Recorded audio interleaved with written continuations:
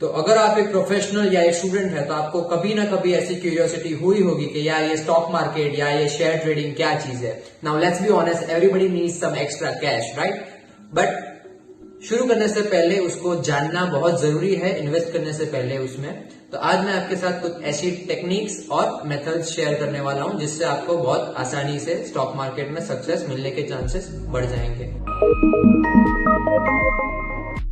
अब technical analysis का important aspect है वॉल्यूम। तो क्यों? हाँ, because it is used to confirm the trends and the chart patterns. अगर आप चार्ट देखेंगे ध्यान से तो you can see up trend और डाउन ट्रेंड। आप देख सकते हैं कि स्टॉक का ट्रेंड कौन से साइड जा रहा है। तो any movement up and down with relatively high volume उसको स्ट्रॉन्ग बोला जा सकता है। अगर जब भी अपवर्ड ट्रेंड चल रहा हो और वॉल्यूम अगर धीरे धीरे डिक्रीज होने लगे तो ये उसका संकेत है कि अपवर्ड रन खत्म होने वाला है, प्राइस इंक्रीज रुकने वाली है। अब आएगा टेक्निकल एनालिसिस का जो कोर जो होता है, जो बेस होता है हर चीज के एनालिसिस का, वो पार्ट हम करने जा रहे हैं। वो है सपोर्ट एंड रेजिस्टेंस। किसी भी चार्ट का वो पॉइंट जहां से प्राइस फर्दर डिक्लाइन नहीं हो सकती उसको बोलते हैं support. So basically support is from where the stock price is bounced back. The support level is always below the current market price. Generally support is the point at which the stock is good for buying. Now here as you can see the Tata Motors stock chart of 5 years, it is clearly seen that at 297 or nearly 300 the prices are bounced back twice. So it can be called as a support point. Also as the chart is approaching on 2018, if the prices are bounced back on the same price which is 297 or 300, then the support point is confirmed. And at these levels one can buy the stocks for exponential growth. तो अब बात करेंगे हम resistance की।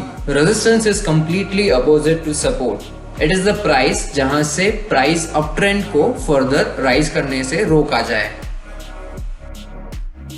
So that means that the resistance level or the resistance point is the highest price of the stock in a certain amount of time. Resistance can be noted as it's the point where selling pressure is greater than buying pressure, or in simple language we can say supply ज़्यादा है और demand कम है market में। और जब market में supply ज़्यादा हो और डिमांड कम हो तब क्या होगा? तब simply price will fall down. Now let's again have a look on the 5 years chart of Tata Motors share, but here we will focus on the resistance point. So here we can clearly see that price range of 570 to 580 is the resistance point. Also at this point the price is highest but demand can certainly fall down. So it's not a good time to buy new stock or further invest in the company. So conclusion में support and resistance levels are generally used in trading stocks, और जब support is confirmed तब हम stock को purchase करते हैं, और जब resistance पे हो level तब हम stock को sell करना या divest करना is more advisable. So now let's talk about Relative Strength Index (RSI). Now RSI is basically a momentum indicator which measures the speed and the change of price movements. तो RSI generally oscillate करता है 0 and 100 points की range में, and it is considered overbought जब उसका value 70 से ज्यादा है एंड ओवरसोल्ड जब उसका वैल्यू 30 से कम है। The trading signals or trading tips can also be generated by looking at the divergences in the RSI. It is also used to identify the general trend. In bull market और जब market up trend में हो तो RSI usually remains in the range of 40 to 90, और जो 40 से 50 का जो जोन है उसको तब सपोर्ट पॉइंट के तौर पे बोल सकते हैं।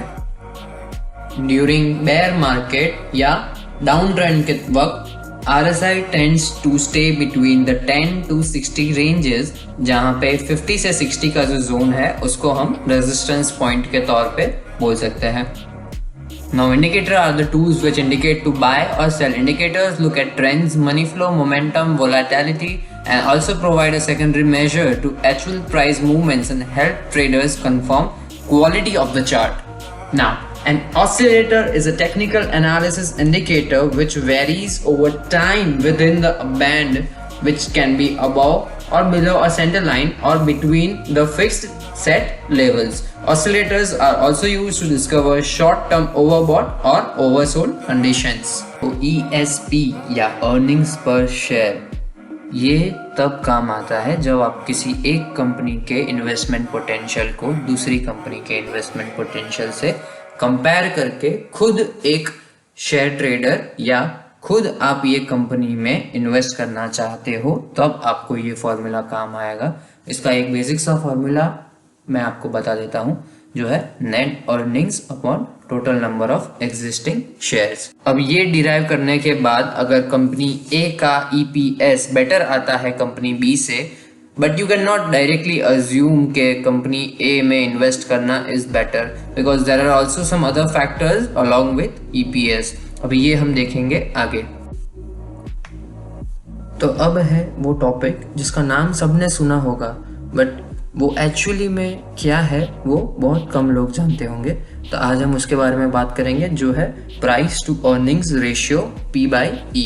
प्राइस टू अर्निंग्स रेशियो मतलब जब मार्केट वैल्यू पर शेयर को अर्निंग्स पर शेयर से डिवाइड किया जाए तब हमको मिलता है PE रेशियो। अब ये यूजुअली डिराइव किया जाता है फ्रॉम लास्ट 4 क्वार्टर्स और सिंपल टर्म्स में फ्रॉम द लास्ट 1 ईयर। अभी जनरली हाई PE रेशियो ये बताता है कि investors are expecting high earnings growth in future compare to वो कंपनीज जिनका PE रेशियो कम है। तो अब है the price earnings to growth ratio, ये है मोस्ट इंपॉर्टेंट, इसको बोला जाता है PEG ratio.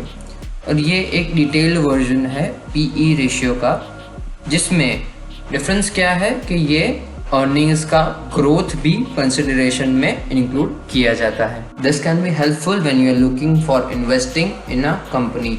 PEG ratio is the best way to find companies, और इसका सबसे बड़ा बेनिफिट ये है कि you can also discover companies जो करंटली अंडर वैल्यूड है बट उनका ग्रोथ इज एक्सपोनेंशियल, एंड जो अपकमिंग क्वार्टर्स में they can grow to a bigger extent.